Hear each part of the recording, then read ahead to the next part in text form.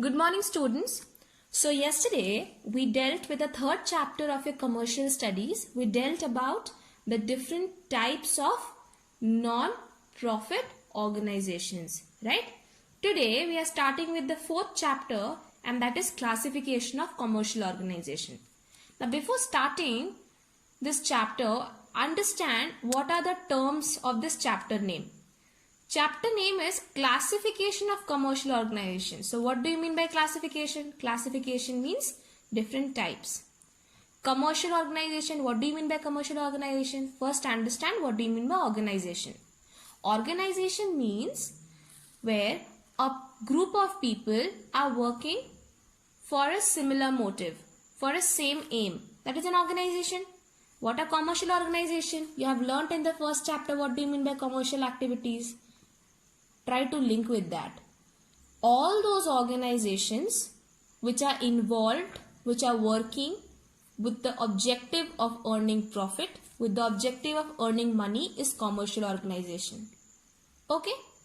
Now, the classification of commercial organization means that commercial organizations can be divided into three types. The three types are private sector, public sector, and joint. Okay, so one is the private, other is the public, and the third is the joint. So these are the three sectors on the basis of ownership. So let's understand each and every terms. Now what is private sector organization?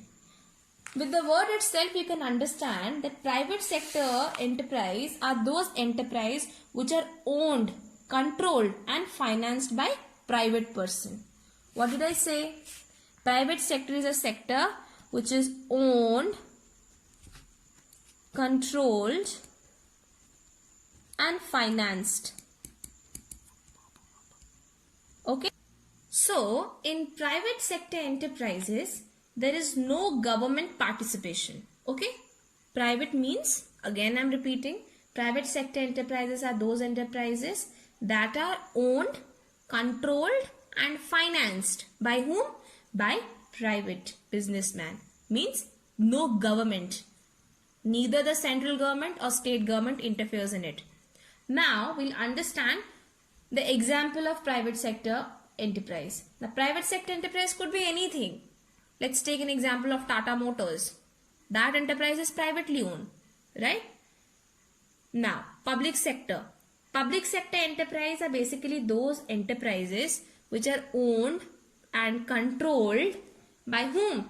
It is owned and controlled and operated by the central or the state government. Okay?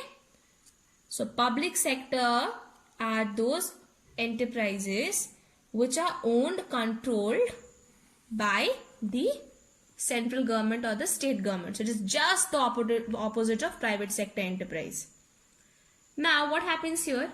In private sector enterprises, there is no government participation, but in public sector enterprises, as it is owned completely by the central government or the state government, so government participation is totally there.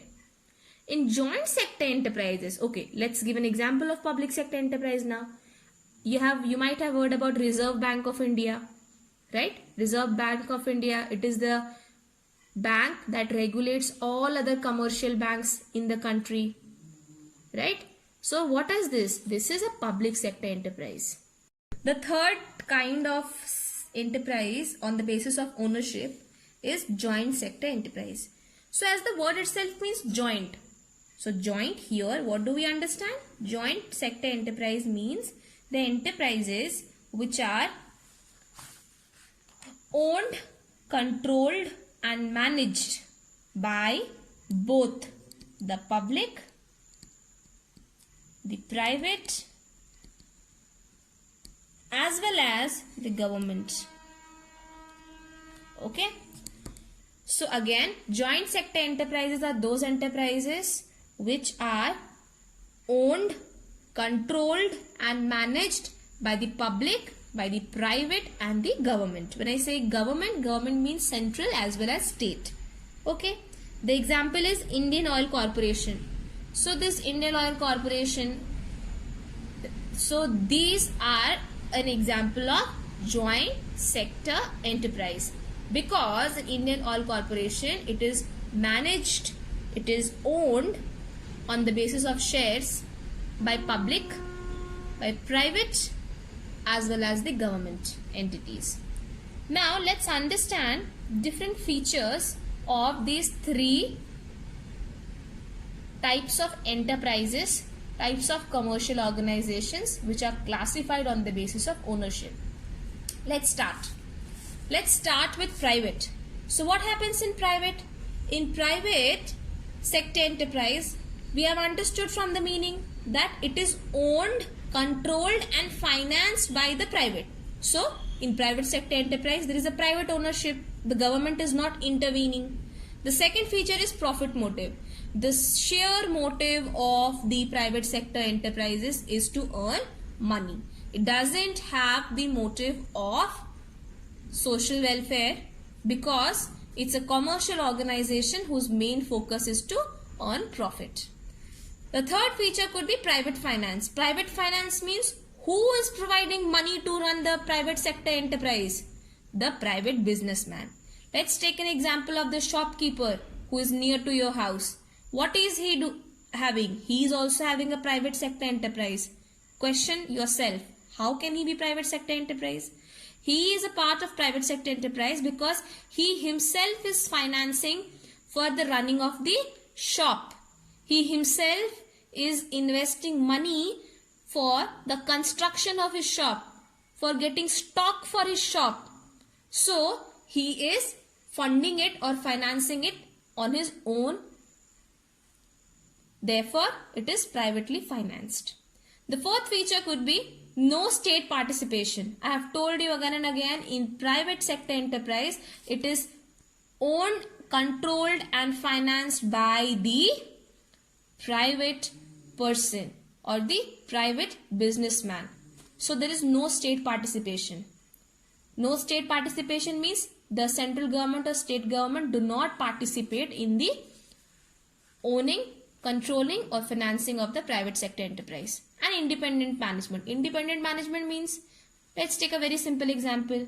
Let's think about a person who is having his own shop. What happens there? He is an independent manager. If he thinks that I wish to go to the shop at 2 o'clock, what will he do? He has the complete freedom to go to his shop, open his shop at 2 o'clock in the afternoon. If he thinks that, okay, if I have a festival in my house and I don't want to go to the shop today I'll keep my shop closed, shop shut. So he is the independent manager. He is not liable to go to the shop. But in public sector enterprises, what happens? In public sector enterprises, think about the government organizations that are working. What happens there? There is a fixed time limit. You have to reach that organization by 10 o'clock. Irrespective of it being a winter day or being a summer day or be a rainy day. You have to be there at 10 o'clock or else you will be marked absent. Understood? So I hope you have understood the meaning of independent management.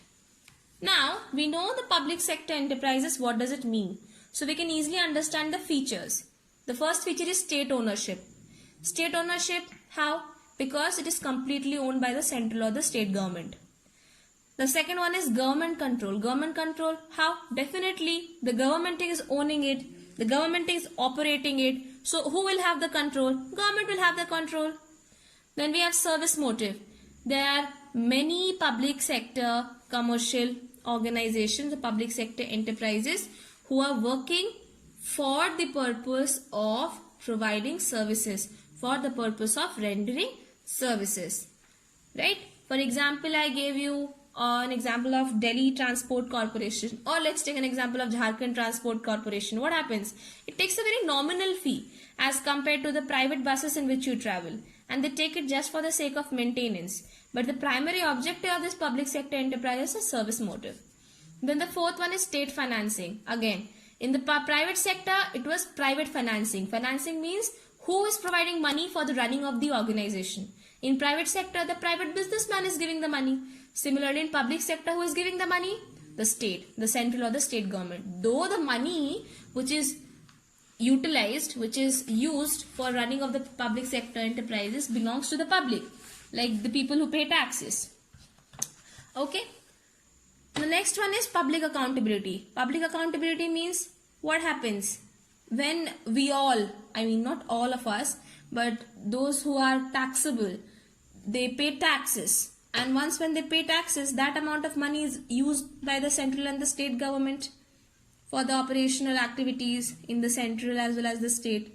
So it is the accountability. When I say accountability, it is the responsibility of the public sector enterprises to inform about the yearly profit through annual reports that they publish it on the websites, or through any other means, could be printing it on the newspaper.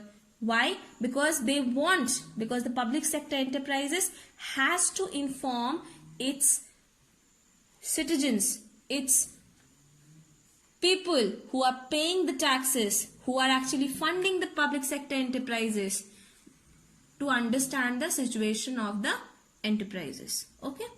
Now you'll understand the joint sector enterprise. I have told you the joint sector enterprise are those enterprises which are owned by the public, the private and the government. So it is mixed ownership. The first feature is clear to you. The second is combined management. See, when the public, the private and the government, all three are owning it, controlling it and managing it, so definitely there is a combined management. And the third one is share capital. Share capital means the private, the public and the government, all three entities has its own share in the joint sector enterprises. Okay. So this is how they have a share capital in it. Because all these three have a stake, have a share in the joint sector enterprises. So the question for you for today is that you have to explain what do you mean by commercial organization. Question number 2, what do you mean by private sector enterprises, and explain any 3 features. Question number 3, what do you mean by public sector enterprises, and explain 3 features. And question number 4, what do you mean by joint sector enterprises, and explain any 3 features. Thank you.